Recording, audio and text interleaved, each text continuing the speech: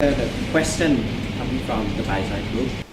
Investment based on trust, and investment is all about the majority perception of the investor in the market, not analysts or other people. And these perception can be quantified, can be based on subjective arguments of a lot of people, can be based on valuations from the fair values, which is still based on assumptions. So which I would touch on that later on. But I want to pinpoint one thing, which is a subjective argument. It's not coming from just us, but also will be perceived by everybody. First, the government first crop scheme already ended at 2012, if you are not recognized. And this thing actually significantly increased our revenue. And after it stopped, you can see the sales of car in July has been the lowest. And I'm talking about the lowest since the last 15 months. Meaning the last 1 year and a quarter, this is the lowest. So we're talking about the demand of the domestic consumptions. It's going down. What else? If you look at the economic perspective, the debt is extremely high, 80% of the GDP. That means this is a household debt. What is it? It's the consumption ability of us. Are we expecting a lower consumption rate after this? Are you still thinking that the growth will stay for the next 2 or 3 years, 4 years? Third, agricultural people has less purchasing power, as you can see, the credit line of them from the economic perspective. And also, especially the pickup cars. Would you expect the production would be sellable, all of it? A pickup car is one of the major customer of us.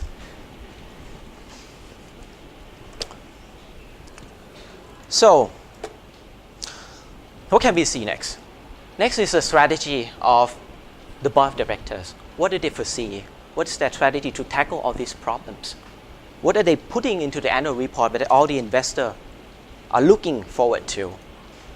If you would actually flip to the first page, but not on the quantifiable page, on the numbers and everything, let's look at what they say. Let me sum it up. Unable to achieve the promised profit growth of 20%, they say they're sorry for that.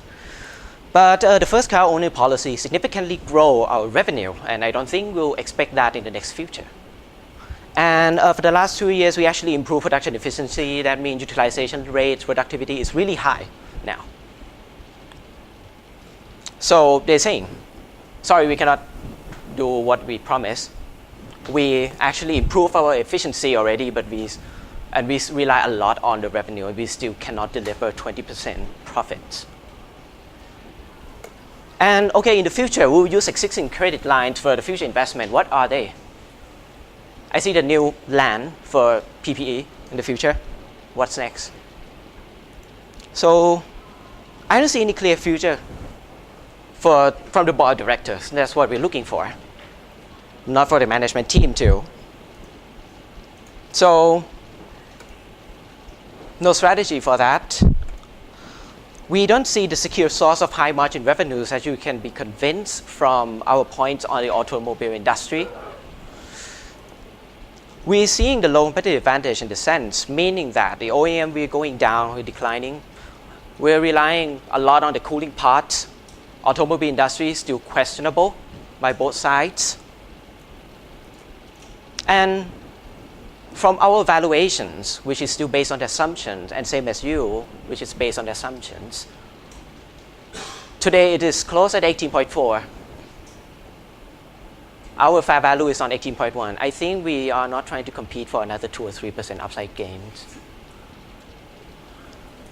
So that's what I want to say. And valuations, we are always wrong. That's what we learned from the first lesson, right? Mr. Andrew?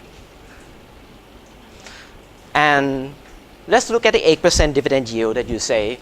Let's be a long-term investor, right? 8%.